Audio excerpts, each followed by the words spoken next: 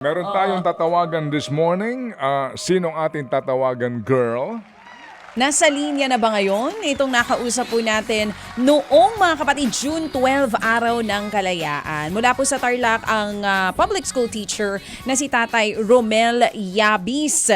Ito po yung naipakita natin ito lamang kahapon mismo bago natin nakausap si Tatay Roger naman. Ito nga po yung kanya pong mga anak ipinakilala niya sa atin sa video. Tapos nasa ospital, hindi ba yung asawa niya at saka yung bata, nakita rin natin na yung naibigay po ng Happy Anonymous sa 10,000 piso ipinambayad po ng ospital at nag-promissory note sila para dun sa iba pang kulang. Laki po ng bill nila sa ospital kasi ito may ang sakit po ng bata ay pamamaga daw sa kanyang utak, no? Maselan po 'yan. Yes. Anyway, nasa recovery stage na po yung bata. Nakita rin po natin sa video yan kahapon. At ngayon, tawagan muna natin si Tatay Romel. Nandiyan ba siya? Para dito sa magandang balita para po sa kanyang pamilya. Ibinigay po mga kapatid natin, pinag-ambag-ambagan ni Happy Daddy, Happy K, Happy Man, Happy Sisters, Happy Davaoenyo, 10,000. Tigda 2,000 po ito. So ngayon, tawagan natin ulit si Tatay Romel. Tatay Romel, are you there? Good morning po.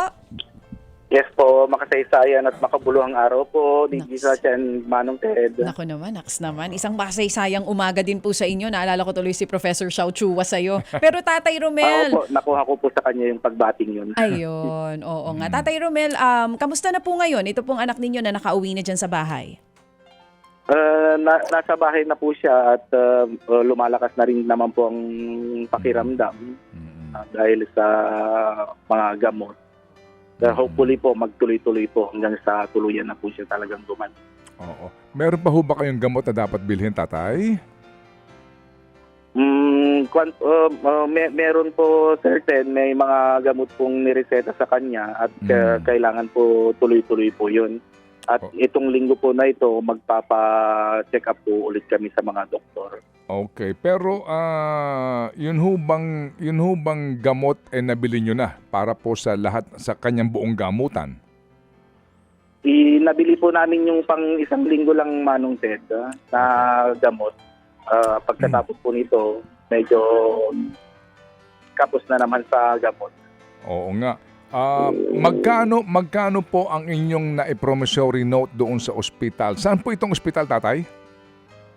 Dito po sa Tarlac, Sir Ted, yung Ramos Gen Hospital po. Private po ito? Opo, private hospital po siya. Bali may 89,000 po, kulang 90,000 po na promissory note po namin. So meron pa kayo 90,000 na utang? Opo. Nako, malaki-laki pa hong halaga yan para sa isang public school teacher.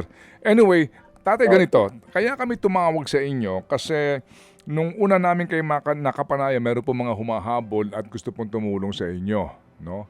So si Chacha po, meron siyang magkano ang iyong idadagdag today sa kanya, kay Tatay? Yes po, Tatay Romel. Galing po kay Happy Pretty B. Specific siya kasi late na siya nakapanood po kahapon. 10,000 piso po para po sa inyong pamilya. Ipadadala namin ngayong araw din po yan, Tatay. So, salamat po kay Happy Pretty B. Pretty B. Pretty B. Pretty po. Okay, so dagdag 10,000, kumbaga yung unang 10,000 na gamit po ninyo, kahit na po sigurado ako hindi ho natin mahahagilap yan 10,000 na yan, dagdag pa ng 10,000. Pero Tatay, maliban sa 10,000 na yan, may ipahahabol pa ho kami today na dagdag na 25,000 pesos. Ay, thank you po. So yan po ay magiging 35,000 today. Yan. Opo.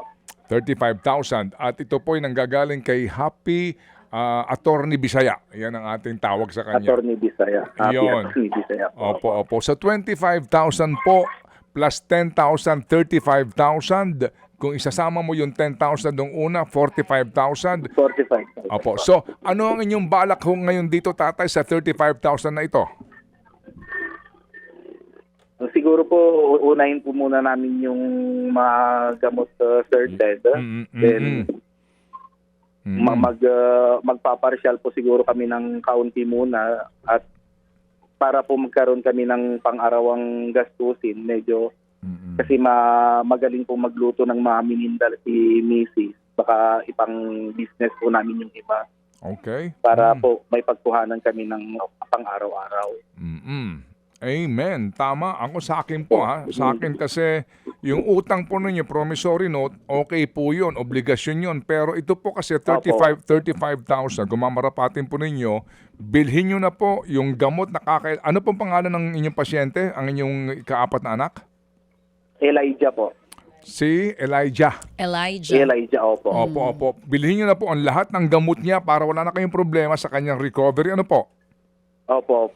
Okay, at ito nga po, yung sobra dyan, kayo na po ang bahala dahil yan po ay pinagkaloob sa inyo ng Panginoon at Opo, idinaan thank you, po sa ating pong mga Happy Anonymous. Sa inyo na po manggaling ang pasalamat, Ate Romel. Siyempre, unang-una po, laking pasasalamat ko po sa Diyos na tunay naman po na kapag pinagsarhan ka ng pinto, andyan siya para magbukas pa ng ibang lagusan. At sa amin po, bumabaha po talaga yung biyaya. At pasalamat din po ako sa mga kay Happy Pretty B,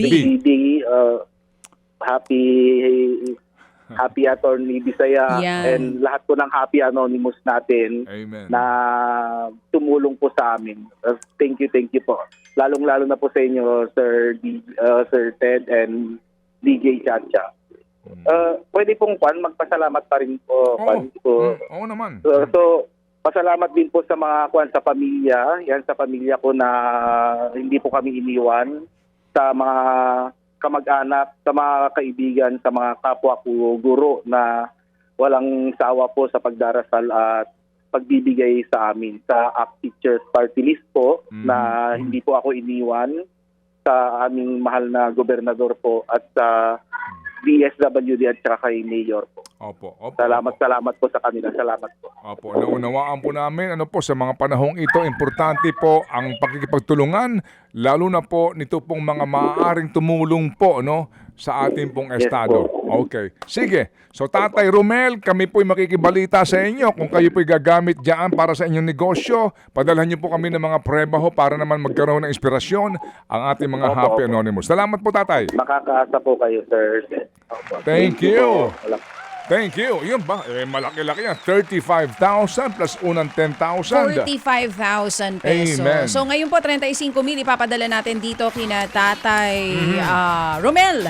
Yabis. Oo, dyan nga po sa Tarlac. Mga kapatid, patuloy po kayong tumutok sa 105.9 True FM para sa totoong balita, impormasyon, music and entertainment. Mag-subscribe sa aming YouTube channel at podcast at sundan nyo kami sa Facebook, Instagram, X at TikTok sa True Network PH. Bisitahin din po ang aming official website, truefm.ph.